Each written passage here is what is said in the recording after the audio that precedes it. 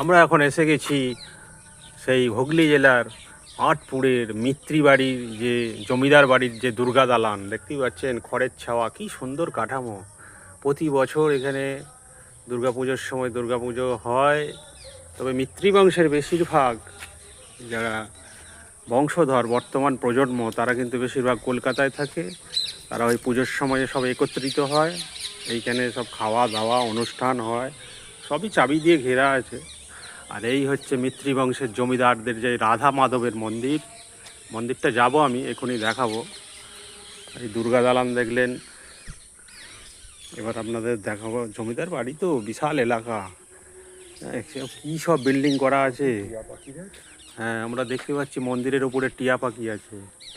ওইদিকে ছোটোখাটো প্রচুর মন্দির আছে, বিশাল এলাকা, জমিদার বাড়ি। হ্যাঁ, রাধা গোবিন্দ জিউ দেবোত্তর এস্টেট লেখা আছে, আঁটপুর মিত্রবাটি হুগলি। ঠিক আছে, আপনাদের এবার মন্দিরটা আমি দেখাবো। মন্দির এই হচ্ছে মূল মন্দির, রাধা গোবিন্দ।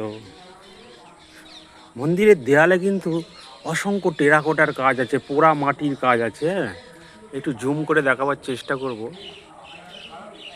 অসংখ্য অসংখ্য কাজ আছে মন্দিরে, এবং এই মন্দিরে যে টেরাকোটার পোড়ামাটির কাজগুলো বেশিরভাগই ক্ষয়িষ্ণু। তবে কিছুটা সংস্করণের ফলে মন্দিরটা এখনও টিকে আছে, মাঝে মধ্যে সংস্করণ হয়। দেখছেন মন্দিরের অসাধারণ কারুকার্য। আর এই হচ্ছে নহবতখানা, দেখুন এই হচ্ছে নহবতখানা। এখানে এককালে যখন জমিদারি চলতো তখন নহবতখানায় সানাই বাজতো, তখন জমিদার বাড়িতে নানা রকম অনুষ্ঠান আচার উপচার লেগেই থাকতো। রান্না বান্না, খাওয়া দাওয়া, চাকর দাস দাসী, হই হই ব্যাপার ছিল। আজ মিত্র বাড়ি যেন শ্মশানে পরিণত হয়েছে, রয়ে গেছে রাধা গোবিন্দের মন্দির। আমাকে জুতোটা খুলতে বলছে, যেহেতু রাধা গোবিন্দের মন্দির। আমি নিচেতেই আছি যদিও অবশ্য। আচ্ছা, ওনার অনুরোধে আমি আর একটু নিচেই নেমে পড়লাম। দেখছেন কত সুন্দর সাজানো।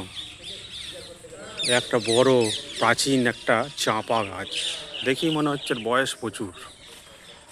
এই হচ্ছে নহবতখানা, আমি ঘুরে দেখাবো। এই হচ্ছে মূল মন্দির। মন্দিরের চূড়ায় দুখানা চক্র আছে, কোনো একটা বিশেষ ধাতু দ্বারা নির্মিত, বোঝা যাচ্ছে না। একটা চক্র হয়তো কালের নিয়মে ভেঙে গেছে।